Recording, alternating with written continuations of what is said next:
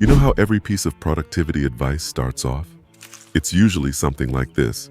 You're lazy because you can't control your mind, your thoughts, your schedule. And here's the kicker. It's not your fault. Society, social media, and everything around us have cranked up the noise, overstimulated our brains, and left us not wanting to do anything. But don't worry, I'm not here to blame you. Instead, in this video, I'm going to show you how to actually beat procrastination, boredom, and self-doubt with some fast, simple, and tested methods used by successful people. Stick around till the end, because this might be the only video you need to finally get things done. Let's start with a bit of wisdom from Marcus Aurelius. You have power over your mind, not outside events. Realize this, and you will find strength. This isn't about being lazy, it's about how our minds have been hijacked by constant external stimuli. Now everyone's talking about digital detoxes as the solution. But let's be real, going completely off-grid isn't practical. We depend on technology for so much.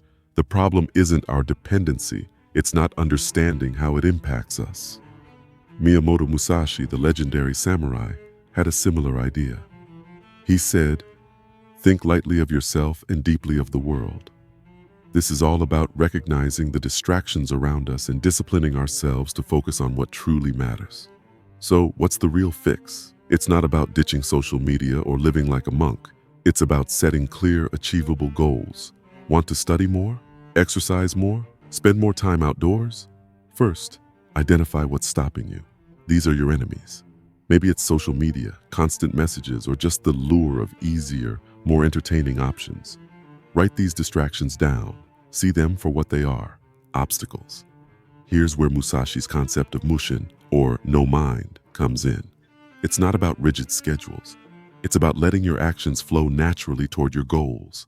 Yes, watch those Instagram reels for 15 minutes if you choose to, but do it because you decided to, not because you're mindlessly scrolling. Most productivity advice will blame you for being lazy or unmotivated. But you're not a robot. You can't go from 0 to 100 in a week. Detours are fine as long as they're intentional. Over time, with the right approach, everything starts to flow more smoothly, just like Musashi's concept of mushin. Remember, it's about making informed choices, not imposing impossible standards on yourself. Let's talk about self-discipline. Here's the deal. Many productivity methods fail because they don't really teach us how to cultivate discipline. Instead, they focus on hacks and tricks, promising instant results with minimal effort. But discipline is about doing the things you hate as if you love them. Sure, you need this. But let's be honest. You can't love something you hate after just one try. It's like trying to enjoy a food you despise by taking one bite and expecting to fall in love. That's where 90% of productivity videos miss the mark. They expect you to flip a switch and suddenly be motivated to do everything perfectly. Discipline is a muscle that needs regular exercise. It's not about making a grand dramatic change overnight. It's about the small, consistent actions you take every day. It's better to read 10 pages a day consistently than to read 30 pages today and then nothing for the next week because you got bored or overwhelmed. Those quick fixes people promise, they don't actually work. Getting great at anything is straightforward. People just like to overcomplicate it. Imagine you want to get fit. You don't start by running a marathon on day one. You start with a short jog, maybe just a walk, and build up from there. The same principle applies to building discipline. Begin with something manageable. It could be as simple as making your bed every morning or spending 10 minutes planning your day. Yet society has turned us into productivity machines, constantly seeking the quickest, easiest way to get things done. We're bombarded with messages that we need to work harder, faster, and more efficiently. They've tricked us, and the ones who benefit are the sellers of these shortcuts. Think about it. When was the last time a productivity hack truly changed your life? These shortcuts might offer temporary relief or a brief surge of motivation, but they rarely lead to lasting change. We need to take back control. Real progress comes from consistency, simplicity, and taking it slow. Look at successful people in any field. You don't have to rush, get bored fast, then quit because your brain was fried by all of these external factors. You're on pace by just actually doing something. Remember, It's the small actions repeated consistently over time that lead to big results. It's not about the grand gestures or the latest productivity hack. It's about doing something really small and easy every day to gradually building the life you want. Self-doubt is another significant barrier to productivity. It often stems from fear of failure, or even fear of success. Here's what you need to understand. Fear of failure is much more common, but it usually comes from external expectations. For example, you might fear failing a test not because you care so much about that test, but because of what others might say about it. And that's where fear creeps in and self-doubt appears. Instead of doing what you set out to do, you're paralyzed by overanalysis and fear. School, jobs, social media, productivity gurus, they all tell you how to defeat self-doubt without addressing its root causes. The irony? They're often the ones planting those seeds of doubt in the first place. Schools have grades, jobs have productivity scores, and gurus have their routines and tricks. When you fall below these metrics, self-doubt sets in, making you question your abilities. To overcome self-doubt, start with self-compassion. Be kind to yourself. Set achievable goals and celebrate small victories. Also, take a step back and view things from a distance, like Musashi advised.